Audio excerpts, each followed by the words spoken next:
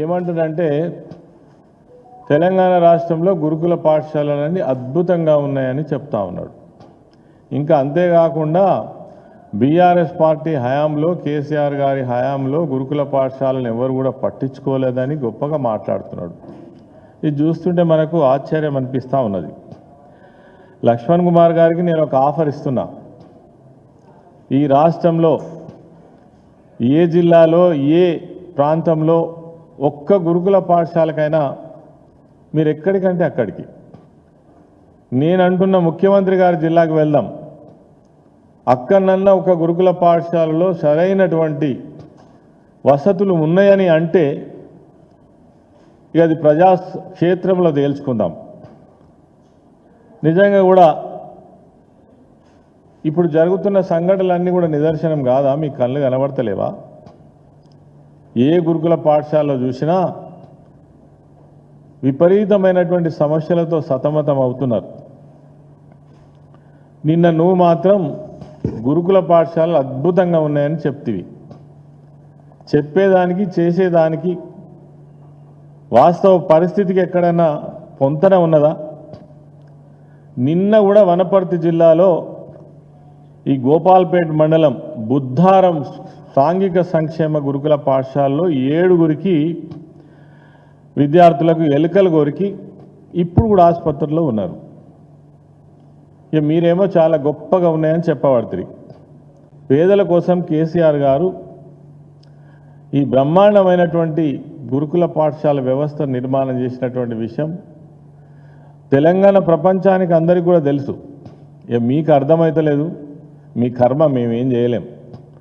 నిన్నేమంటావు నువ్వు? కేసీఆర్ గారు చదువు కోసం ఒక్క స్కీమ్ కూడా తీసుకురాలేదట. అవగాహన లేని మంత్రి, నిన్నగాక మొన్న మంత్రి అయినవు. మాట్లాడే ముందు విషయాలు తెలుసుకోనైనా మాట్లాడాలి.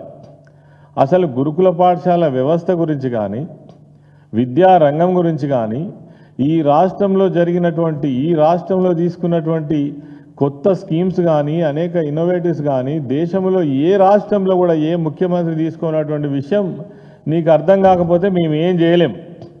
ఇక ఇంత దిక్కుమాలిన ప్రచారం చేస్తుంటే ఇక అంతకంటే దురదృష్టం ఏముంటుంది?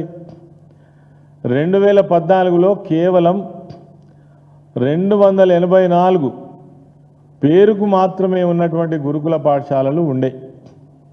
ఆ గురుకుల పాఠశాలల్లో అరాకొర వసతులతో అడ్మిషన్ కూడా తీసుకున్నటువంటి పరిస్థితులలో ఏదో ఉన్నాయా అంటే ఉన్నాయని నడిపినటువంటి పరిస్థితి ఉండే.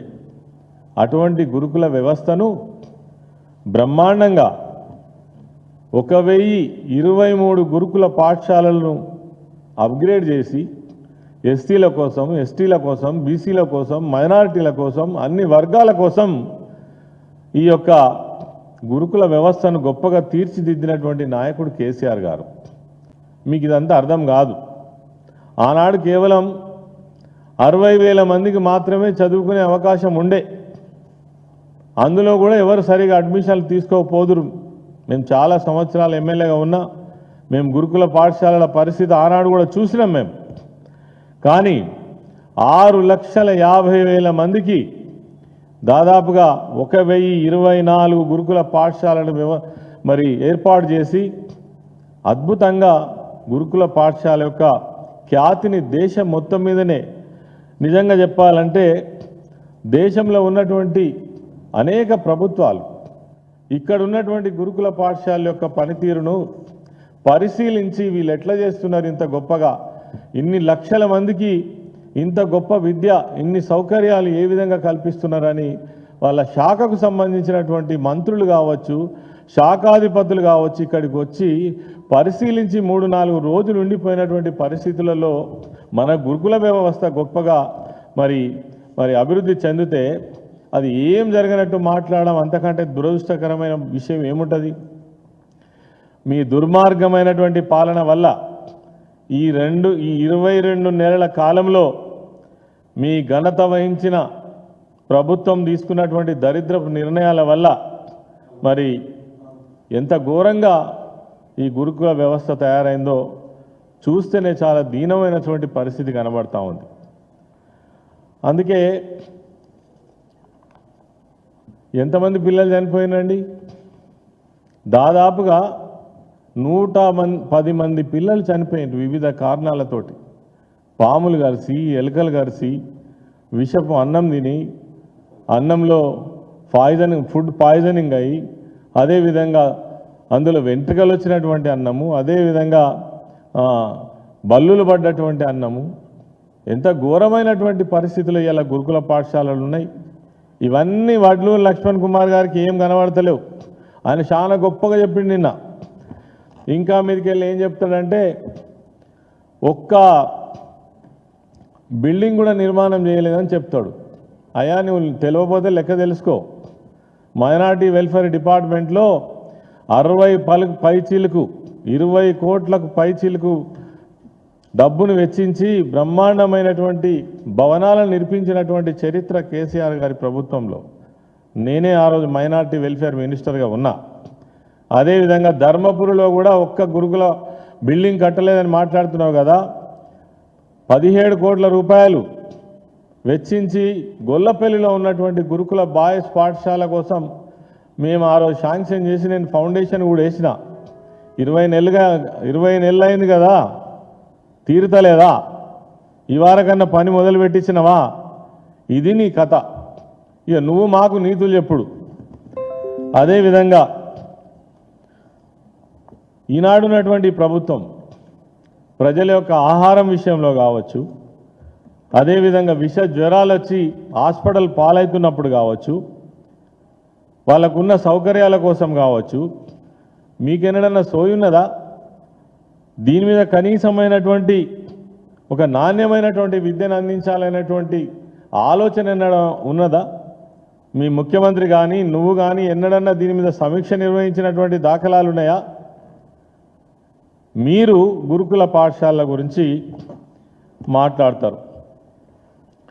ఇన్ని సమస్యల మధ్య విద్యార్థులు ఏం చదువుకుంటారు? గతంలో అసలు గురుకుల పాఠశాలలో ఒక్కసారి అడ్మిషన్ దొరికిందంటే ఆ విద్యార్థి కానీ విద్యార్థి తల్లిదండ్రులు కానీ మా కొడుకు భవిష్యత్తు, మా కూతురు భవిష్యత్తు బ్రహ్మాండంగా ఉంటుందనేటువంటి నమ్మకంతో ఉండిరి. ఇలా మీ దుర్మార్గ పాలన వల్ల ఆ నమ్మకం పోయింది. ఈరోజు పేరెంట్స్లో కూడా ఆ నమ్మకం పోయింది. విద్యార్థులకు కనీసం అన్నం పెట్టలేనటువంటి దుస్థితి, పట్టెడు అన్నం పెట్టలేనటువంటి దుస్థితి.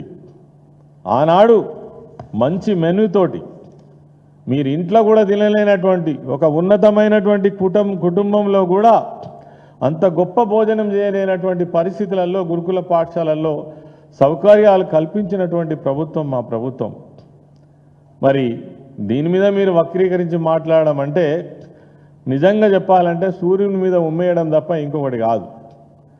అదేవిధంగా మీరు ఈ గురుకుల పాఠశాల వ్యవస్థ కేసీఆర్ గారే తెచ్చారు కాబట్టి, దీన్ని ఎట్లయినా నిర్వీర్యం చేయాలి కాబట్టి, దీన్ని నామరూపాలు లేకుండా చేయాలి కాబట్టి మీరు చేసిన గొప్ప పని ఏందండి? యంగ్ ఇండియా సమీకృత గురుకుల పాఠశాలల పేరిట మీరు తెచ్చిండ్రు. 2 ఏళ్ళైంది కదా, ఎక్కడైనా ప్రారంభం చేసిండ్రా? ఎక్కడన్నా ఒక బిల్డింగ్ కట్టినరా? ఒక్క విద్యార్థి కన్నా చదువు చెప్పిండ్రా? ఇంకా మీకున్నది 2.5 ఏండ్లే. మాటలు చెప్పుడు వేరు, చేతలు చేయడం వేరు. దీని కారణం ఏంది? అరే ఒకవైపు 1023-24 గురుకుల పాఠశాలలు గొప్పగా నడుస్తుంటే వీటిని మంచిగా ఇంకా గొప్పగా అభివృద్ధి చేసి దీంట్లో ఏమన్నా లోపాలుంటే సరిచేసి ఇంకా మీకు పెట్టబుద్ధి అయితే ఇవే గురుకుల పాఠశాలను ఇంకొక 1000 స్థాపించి ఇంకొక 6 లక్షల మందికి మీరు విద్యను అందించాల్సింది పోయి వీటిని మొత్తం సమూలంగా నాశనం చేసేటువంటి ఆలోచనలో భాగం కదా మీరు ఇవన్నీ చేస్తున్నది. అన్నం లేకుండా పిల్లల అడ్మిషన్ కాకుండా ఈ గురుకుల వ్యవస్థను నీరుగార్చే ప్రయత్నం చేస్తున్నారు కదా. ఇలా విద్యార్థుల ఎవరైతే తల్లిదండ్రులకు ఆత్మస్థైర్యం కోల్పోయేటువంటి విధంగా మీరు ప్రవర్తిస్తున్నారు. ఈ హత్యలన్నీ కాంగ్రెస్ పార్టీ రేవంత్ రెడ్డి ఇలా బాగా గొప్ప మాట్లాడినటువంటి అడ్లూరు లక్ష్మణ్ కుమార్ చేసిన హత్యలు కావా? మీరు కారకులు గారా? 110 మంది పిల్లలు చనిపోతే ఒక్క కుటుంబాన్ని ఇప్పటి వరకు పలకరించలే. వాళ్ళకి ఏమైందని అడగలే, ఎందుకు చనిపోయిందని ఒక సమీక్ష లేదు. మళ్ళీ ఇట్లాంటి సంఘటనలు జరగకుండా ఏమైనా చర్యలు తీసుకున్నారంటే దిక్కుమాలినటువంటి వ్యవహారం చేస్తూ ఉన్నారు. ఇంకా మీదికెళ్ళి మేము చాలా గొప్పగా చేస్తున్నాం, అప్పుడేం జరగలేదని దరిద్ర మాటలన్నీ మాట్లాడుతుంది. అది కాక ఈ పెద్ద ఆయన హరీష్ రావు గారికి ఛాలెంజ్ విసిరించు. హరీష్ రావు గారు ఎక్కడికి రమ్మంటే అక్కడికి వస్తామని. నీకు ముఖం ఉందా? నిజంగా వస్తావా? ఎన్ని సంఘటనలు ఇప్పుడు చూపిస్తాం మేము. అదేవిధంగా పరిపాలన వదిలేసి మీరు రాజకీయాలు కావాలి. మీకు విద్యార్థుల చదువు మీద మీకేం ఆలోచన ఉంటుంది? మీకేం సోయి ఉంటుంది? అసలు ఒక్కొక్క వ్యవస్థ మీద ఎవరికి వాళ్ళు మీ వ్యక్తిగత భవిష్యత్తు కోసం ఆలోచించుకుంటున్నారు. మీ వ్యక్తిగత స్వలాభాల కోసం, మీ వ్యక్తిగత సంపాదన కోసం ఇలా మంత్రులంతా చేసే పని అదే కదా. మీ మాట మేం చెప్తున్నది కాదు, ప్రజలు బహిరంగంగా మాట్లాడుకుంటున్నటువంటి మాటలే మేము చెప్తున్నాం. నిజంగా కూడా తరగతి గదులలో ఉండి వాళ్ళ భవిష్యత్తును ఊహించుకొని బ్రతకాల్సినటువంటి విద్యార్థులు ఇలా మీ దిక్కుమాలిన పాలన వల్ల రోడ్డుపైకి వచ్చినటువంటి మాట నిజం కాదా? అదేవిధంగా వీ వాంట్ జస్టిస్ అని విద్యార్థులు డిమాండ్ చేస్తే పోలీసులతో వాళ్ళను అరెస్ట్ చేయించి వ్యాన్లలో ఎక్కించినటువంటి చరిత్ర మీది. ఈ గురుకుల పాఠశాలల్లో ఫుడ్ పాయిజన్ సమస్యల పైన జాతీయ మానవ హక్కుల కమిషన్ ఒక నివేదిక అడిగింది. ఇచ్చినారా? లక్ష్మణ్ కుమార్ గారు నేను అడుగుతున్నా, ఇచ్చిండ్రా? ఎందుకు ఇవ్వలే నివేదిక? నీ నివేదిక ఏం లేదు. దరిద్రం అయిపోయింది తెలంగాణలో ఉన్నటువంటి గురుకుల పాఠశాలల వ్యవస్థ. అందుకే ఇచ్చే దమ్ము ధైర్యం కూడా లేదు, నివేదిక ఇచ్చే దమ్ము ధైర్యం. విద్యార్థుల యొక్క బంగారు భవిష్యత్తును ఇలా మీరు పణంగా పెట్టి రాజకీయాలు చేసే ప్రయత్నం చేస్తున్నారు. చాలా గొప్ప గొప్ప మాటలు చెప్పిండు ముఖ్యమంత్రి రేవంత్ రెడ్డి గారు. గురుకుల బాట పడతా, నేనే స్వయంగా మానిటర్ చేస్తా, ఎవడైనా ఫుడ్కు సంబంధించినటువంటి విషయంలో ఎవరైనా పిచ్చి పిచ్చి పనులు చేస్తే వాళ్ళ జైలుకు తోలుతా అంటివి కదా. ఏమాయ మరి? ఎక్కడ బాట పట్టినావు? ఏ గురుకుల పాఠశాలకు పోయినావు? నీ మంత్రి ఎక్కడికి పోయిండు? నువ్వెక్కడికి పోయినావు? నీ చర్యలు ఏమైనాయి? అదేవిధంగా ఈ మాటలు చెప్పుడు మాత్రం మస్తుగా చెప్తారు. రేవంత్ రెడ్డి కావచ్చు, లేదంటే వాళ్ళ మంత్రులు కావచ్చు, నేర్చుకున్నారు. ఒకళ్ళని చూసి ఒకళ్ళు నేర్చుకున్నారు. ఇక అదే పాట.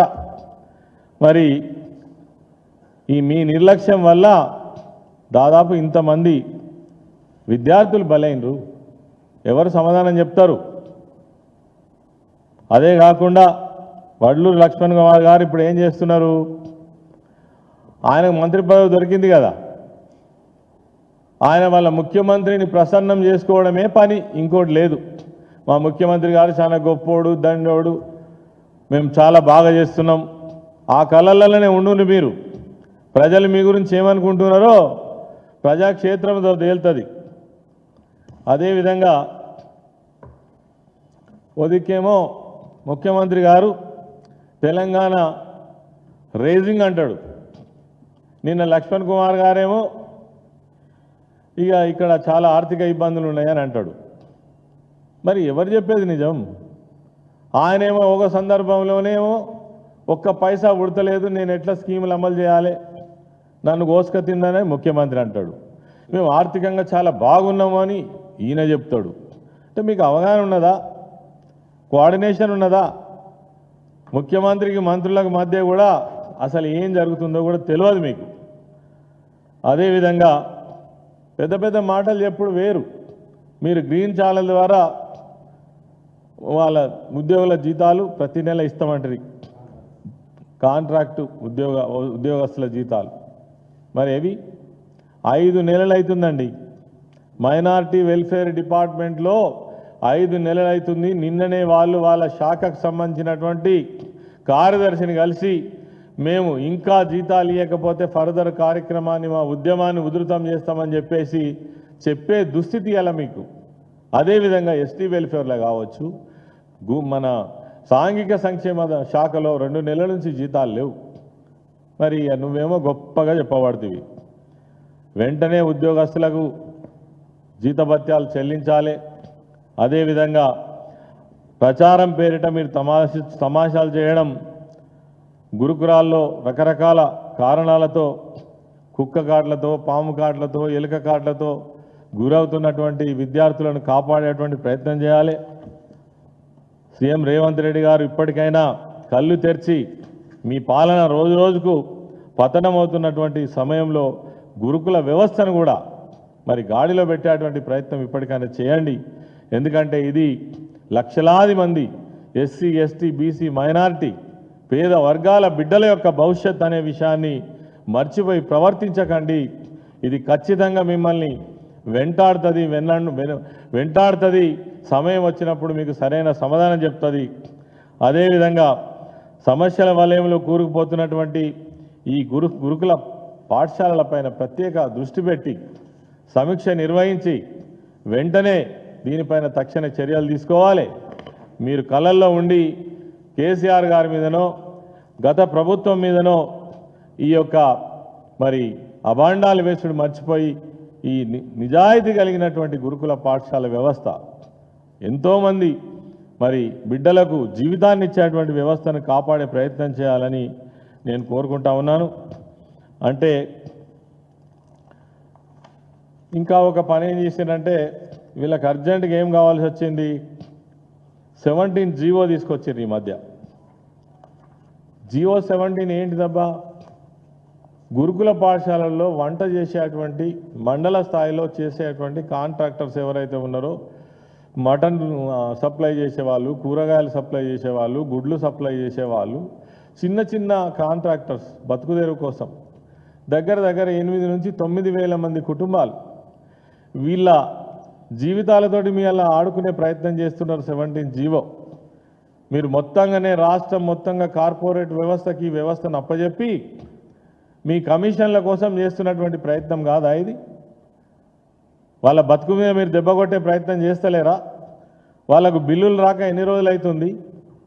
బిల్లులు రాక 4-5 నెలల నుంచి బిల్లులు ఇవ్వకపోగా ఈ టెండర్లు పూర్తి చేసేంత వరకు కూడా మీరే కంటిన్యూ చేయాలని మీరు ఆర్డర్ చేస్తారా కలెక్టర్ల ద్వారా? ఇదా న్యాయం? వాళ్ళని ఖచ్చితంగా కంటిన్యూ చేయాలని మేము డిమాండ్ చేస్తూ ఉన్నాం. అదేవిధంగా రాష్ట్రంలో బెస్ట్ అవైలబుల్ స్కూల్స్ ఏవైతే ప్రైవేట్ స్కూల్స్ గొప్పగా ఉంటాయో ప్రభుత్వం ద్వారా కొంతమందిని రికమెండ్ చేసి అందులో చదివించి ఆ ఫీజును గవర్నమెంటే కడుతుంది. దాన్ని బెస్ట్ అవైలబుల్ స్కీమ్ గతంలో కూడా ఉన్నది. మేము అధికారంలోకి వచ్చిన తర్వాత కేసీఆర్ గారి ఆదేశాల మేరకు దీన్ని గొప్పగా అభివృద్ధి చేసినాం. ఆనాడు కేవలం 9,000 సీట్లు మాత్రమే ఉండే, దాన్ని 26,000 సీట్లకు తీసుకుపోయి 26,000 మంది ఎస్సీ, ఎస్టీ పిల్లలకు భవిష్యత్తునిస్తే ఇవాళ మీరు చేసిన పని ఏంది? లక్ష్మణ్ కుమార్ గారు మీ డిపార్ట్మెంటే సమాధానం చెప్పాలి. 200 కోట్ల రూపాయలు ఇప్పటి వరకు మీరు అధికారంలోకి వచ్చినప్పటి నుంచి ఒక్క పైసా రిలీజ్ చేయలే. వాళ్ళు మేము నడపలేము అని చాలామంది విద్యార్థులను ఇంటికి పంపించేసిండ్రు. ఇంకేమంటున్నారంటే, బాబు మీ బట్టలు మీరే కుట్టించుకోండి, మేము అన్నం కూడా పెట్టలేము, మీ పుస్తకాలు మీరే తెచ్చుకోండి, మేము ప్రభుత్వం వచ్చినాక మీకు తిరిగి చెల్లిస్తామనే దుస్థితికి ఇలా తీసుకొచ్చిండ్రు. మీరా మా గురించి మాట్లాడేది? మా ప్రభుత్వం గురించి మాట్లాడేది? వెంటనే ఈ రాష్ట్రంలో ఉన్నటువంటి బెస్ట్ అవైలబుల్ స్కూల్లో చదువుతున్న 26,000 మంది ఎస్టీ, ఎస్సీ విద్యార్థుల భవిష్యత్తును దృష్టిలో పెట్టుకొని వెంటనే ఆ బిల్లులు కూడా రిలీజ్ చేయాలి. మీకు చిత్తశుద్ధి ఉంటే నిన్న బాగా లెక్కలు చెప్పినావు కదా, అచ్చిరాని లెక్కలు, ఈ డబ్బులు రిలీజ్ చేయి ఫస్ట్. ఈ డబ్బు రిలీజ్ చేసిన తర్వాత మాట్లాడు. ఇప్పటికే చాలామంది స్కూళ్ళ నుంచి వెళ్ళగొట్టిండ్రు. వాళ్ళు భరించలేరు. 2 సంవత్సరాలు ఏం చేస్తారు వాళ్ళు? కాబట్టి మరి ఈ 17 జీవో కూడా అంగన్వాడీ స్కూల్స్ కావచ్చు, కస్తూర్బా పాఠశాలలు కావచ్చు, ఈ ఎస్సీ, ఎస్టీ, బీసీ, మైనారిటీ గురుకుల పాఠశాలలు కావచ్చు, ఇవన్నిట్లో ఈ సప్లయర్స్ ఎవరిదైతే ఉన్నారో మరి తీసేసేటువంటి కుట్ర జరుగుతూ ఉంది. అది కార్పొరేట్ వ్యవస్థకు అప్పచెప్పే ప్రయత్నం జరుగుతుంది. దీన్ని వెంటనే మానుకోవాలని కూడా మేము డిమాండ్ చేస్తూ ఉన్నాం. అదేవిధంగా మీరు వచ్చి రావడంతో విద్యార్థుల సౌకర్యాల మీద మానిటర్ చేసుడు కానీ లేదంటే సమీక్ష చేసుడు కానీ వదిలిపెట్టి మీరు ఏం చేసిండ్రు? మా ప్రవీణ్ కుమార్ గారు ఇదే వేదిక ద్వారా ఒక ప్రెస్ మీట్ చెప్పిండ్రు. ₹5.50 ఉన్నటువంటి కోడిగుడ్డు ఏకంగా ₹7 పెంచిండ్రు. ఎందుకోసం పెంచిండ్రు? ఎవరి కమిషన్ కోసం పెంచిండ్రు? లక్ష్మణ్ కుమార్ గారు మీ కమిషన్ ఎంత చెప్పాలి? ఇది 600 కోట్ల స్కామ్. నిజాయితీగా చేస్తున్నారు మీకు మీరు అనుకుంటే కాదు. అదేవిధంగా ఇలా పాత్రలు కొనే పనిలో ఉన్నారు మీరు. వంట పాత్రలు ఇలా అవసరం లేకున్నా ఎక్కడికక్కడ వాళ్ళు నిర్వహిస్తున్నా కానీ వంట పాత్రల పేరు మీద కూడా మీరు కమిషన్లు దండుకునేటువంటి ప్రయత్నం చేస్తున్నారు. మరి ఈ ప్రయత్నం వల్ల మీరు తీసుకున్నటువంటి ఈ దుర్మార్గమైనటువంటి చర్యల వల్ల మొత్తం గురుకుల వ్యవస్థనే నిర్వీర్యమయ్యేటువంటి అవకాశం ఉన్నది. మా బిడ్డలు ఒకప్పుడు చాలా గొప్పగా ఉన్నారు, విదేశాలలో పోయి చదువుకున్నారు. మీ చేతగాని తనం వల్ల ఇలా సిఓయూలు ఏవైతే ఉన్నాయో సెంట్రల్ ఆఫ్ ఎక్సలెన్సీ పేరిట అభివృద్ధి చేసినటువంటి నారాయణ శ్రీ చైతన్య కాలేజీలకు స్కూళ్లకు ధీటుగా తయారు చేసినటువంటి వ్యవస్థను కూడా నిర్వీర్యం చేసి ఈసారి కనీసం మరి అడ్మిషన్లు కూడా సరిగా కానటువంటి పరిస్థితి ఉన్నది. నువ్వేమో నిన్న గొప్పగా చెప్పినావు ఆ అడ్మిషన్లు బాగున్నాయని. నేను ఉదాహరణకు చెప్తున్నా, ఆనాడు 50,000 సీట్లు ఇచ్చేటువంటి అవకాశం ఉంటే 4 లక్షల అప్లికేషన్లు వచ్చినాయి. మరి ఎక్కడి నుంచి మేము ఇవ్వలేక ఆ రోజు మరి మేము వాళ్ళని అడ్జస్ట్ చేసే ప్రయత్నం చేసినాం. ఇవాళనేమో సీట్లు నిండని పరిస్థితి. అదేవిధంగా SC ST BC fees reimbursement ఇప్పటి వరకు ఇవ్వలేదు. దీనికి సమాధానం చెప్పు లక్ష్మణ్ కుమార్. నువ్వు చెప్తావా? మీ ముఖ్యమంత్రి చెప్తాడా? ఎవరు సమాధానం చెప్తాడు? వీళ్ళు కాదా ఎస్సీ ఎస్టీలు? వాళ్ళు చదువుకోవద్దా? నీకు మంత్రి పదవి వస్తే చాలా? మేము కూడా మంత్రి పదవి చేసినాం, ఇట్లా లేం. అదేవిధంగా ఎన్ని సంఘటనలబ్బా, ఎన్ని సంఘటనలు. ఇగో ఫుడ్ పాయిజనింగ్ అయి, అదేవిధంగా సర్కార్ మందులు లేక ఇక హాస్పిటల్ ముందు ఆందోళన చేస్తున్నటువంటి పరిస్థితి. 60 మంది విద్యార్థులు అస్వస్థతకు గురై హాస్పిటల్లో బెడ్ల మీద ఉన్నటువంటి పరిస్థితి. అదేవిధంగా పురుగుల అన్నం తిన్నటువంటి పిల్లలు ధర్నా చేస్తున్నటువంటి పరిస్థితి. అదేవిధంగా ఒకే బెడ్పై ఇద్దరిని పడుకోబెట్టినటువంటి పరిస్థితి. ఇక ఈయనేమో గురుకుల పాఠశాలలు చాలా బాగున్నాయని అంటారు. అదేవిధంగా ఇగో గురుకుల పాఠశాలలో ఉన్నటువంటి పరిస్థితి చాలా దయనీయం. ఎన్నడైనా పోయి చూసినావా లక్ష్మణ్ కుమార్? ఒక్కసారి పోయి చూడు, అక్కడ ఏం జరుగుతుందో తెలుస్తుంది. మంచినీళ్ళు ఎట్లున్నాయో, మరి అన్నం ఎట్లున్నదో, పిల్లల పరిస్థితి దయనీయమైన పరిస్థితి ఎట్లున్నదో తెలుస్తుంది. మాటలు చెప్పుడు వేరు, చేతలు చేయడం వేరు. చేతలు చేసినటువంటి ప్రభుత్వం కేసీఆర్ గారి ప్రభుత్వం, చేసి చూపించినటువంటి ప్రభుత్వం కేసీఆర్ గారి ప్రభుత్వం. ఇక మీకు ఈ లిస్టు చూపిస్తున్నా నేను. 110 మంది చనిపోయినటువంటి పిల్లల యొక్క లిస్టు. వాళ్ళ ఇళ్ళకి పోయినరా? వాళ్ళని బలకరించినరా? ఎప్పుడైనా అయ్యో ఎందుకు జరిగింది, ఇది మా వల్లనే కదా జరిగింది, మేమే బాధ్యత వహించాలి కదా, కుటుంబాలను ఆదుకోవాలి కదా అనేటువంటి ఆలోచన కూడా చేయనటువంటి మీరు ఇలా హరీష్ రావు గారిని గురించి మాట్లాడతారు, కేసీఆర్ గారిని గురించి మాట్లాడతారు, గతంలో సంక్షేమ శాఖ నిర్వహించినటువంటి నా గురించి మాట్లాడతారు. మీ విజ్ఞతకు వదిలేస్తున్నాం. ఇవన్నీ కూడా ప్రజలు చూస్తున్నారు. జగిత్యాల జిల్లాలో అసలు ఎన్ని గురుకుల పాఠశాలలు తీసుకువచ్చినాం. అదేవిధంగా స్టడీ సర్కిల్ కూడా జగిత్యాలలో పెట్టించినాం ఎస్సీల కోసం. ఎప్పుడైనా పోయినావా? చూడొక్కసారి. స్టడీ సర్కిల్ అంటే ఏందో తెలుసా లక్ష్మణ్ కుమార్ నీకు? పోటీ పరీక్షలు ఎట్లా నిర్వహిస్తారో తెలుసా? ఇవన్నీ కొంచెం ట్రైనింగ్ అయినాక మాట్లాడు. ఉట్టిగానే పెద్ద పెద్ద మాటలు చెప్తే చాలా పెద్దోని అవుతామని అనుకుంటే మంచిది కాదు. కొత్తగా మంత్రి అయినావు, 5 సంవత్సరాలు మంచిగా పరిపాలన చేయి. నీకు ఇచ్చిన శాఖలను గొప్పగా నిర్వహించే ప్రయత్నం చేయి, ఆరోపణలు కాదు, పని చేయి ఫస్ట్. మరి ఇవన్నీ కూడా వాస్తవాలు మేము చెప్పినటువంటివి. వాళ్ళ ముఖ్యమంత్రి కానీ మంత్రులు కానీ సంక్షేమ శాఖ మంత్రి పర్టికులర్గా వీటన్నిటి కూడా సమాధానం చెప్పాలి, చర్యలు తీసుకోవాలని బీఆర్ఎస్ పార్టీ పక్షాన మేము డిమాండ్ చేస్తా ఉన్నాం.